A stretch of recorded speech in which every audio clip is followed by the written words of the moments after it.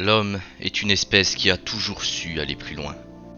Une formidable espèce. Voler comme les oiseaux, nous l'avons fait.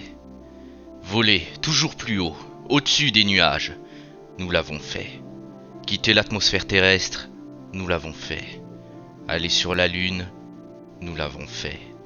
Avoir une présence humaine permanente dans l'espace, nous l'avons fait.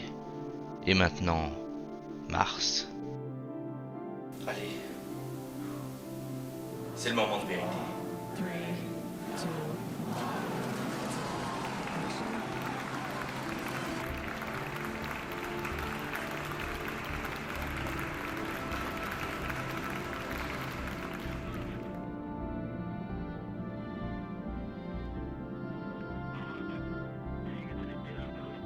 Ok les gars, en place. Le décollage, c'était la partie facile. Les jeunes, surveillez bien ça. Vous représentez l'avenir. Et cette fusée, c'est votre avenir. Ne la faites pas s'effondrer.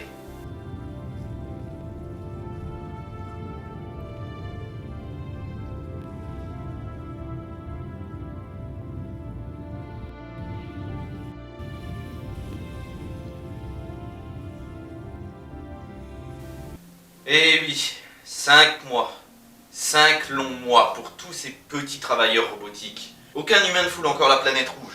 Si on veut y maintenir une présence humaine permanente, il va falloir de la préparation. Les premiers voyageurs sont essentiellement des drones et des rovers télécommandés. Leur première mission est de trouver et récolter des matières premières, à l'aide de bâtiments si nécessaire, et les stocker dans un dépôt dédié.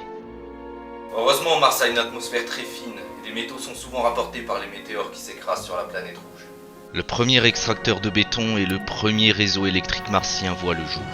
Si tout se passe bien, notre génération sera la première à fouler son sol. Alerte rouge, alerte rouge! Le rover ne répond plus! Vous, préparez un communiqué de presse! On ne doit pas perdre l'opinion publique! 5 heures.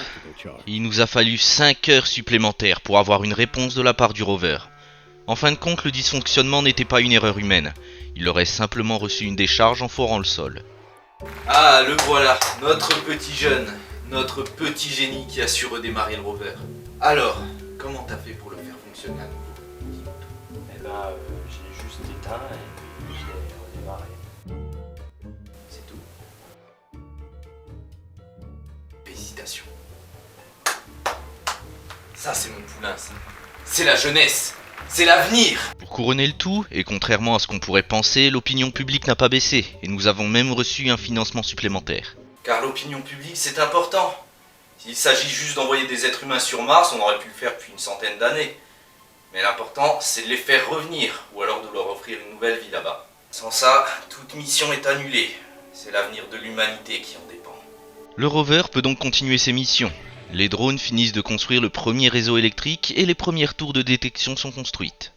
Tours qui vont nous permettre de prévenir les désastres, comme les chutes de météores, les tempêtes de poussière, mais principalement à scanner le secteur, à la recherche de grottes contenant de l'eau.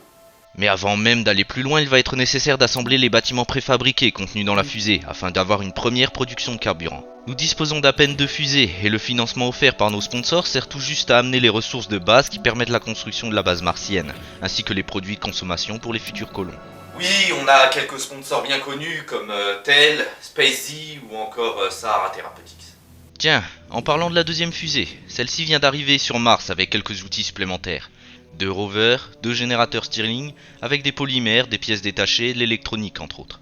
Avec l'arrivée des nouveaux rovers, les choses s'enchaînent rapidement. La quantité de ressources récoltées augmente significativement, du tellurium, un métal économique et de bonne qualité a été trouvé, et surtout le plus important, de l'eau a été trouvée. Enfin de l'eau! Yes! C'était notre principal objectif.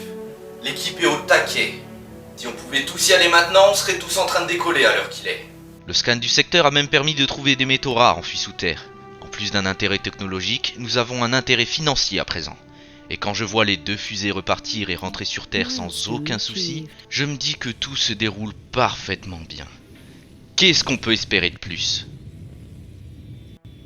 À peine celle-ci rentrée, une autre est relancée avec divers matériaux, des drones et des bâtiments préfabriqués. L'agencement des bâtiments a été assigné, les plans du réseau d'eau et électrique ont été dessinés. Il ne nous reste plus qu'à attendre et profiter du spectacle. À peine arrivés, les drones se mettent au boulot. Tout est construit très rapidement. Les ressources qui bloquent le chemin sont récupérées, les châteaux d'eau sont construits suivis des extracteurs d'eau, eux-mêmes alimentés par les générateurs Stirling. Seulement 2 jours ont été nécessaires pour construire le réseau d'eau et d'électricité du dôme qui accueillera les colons. Ouais, je vous le dis. Un jour, cette eau martienne, j'en boirai. Et ma fille aussi. C'est notre rêve à tous les deux.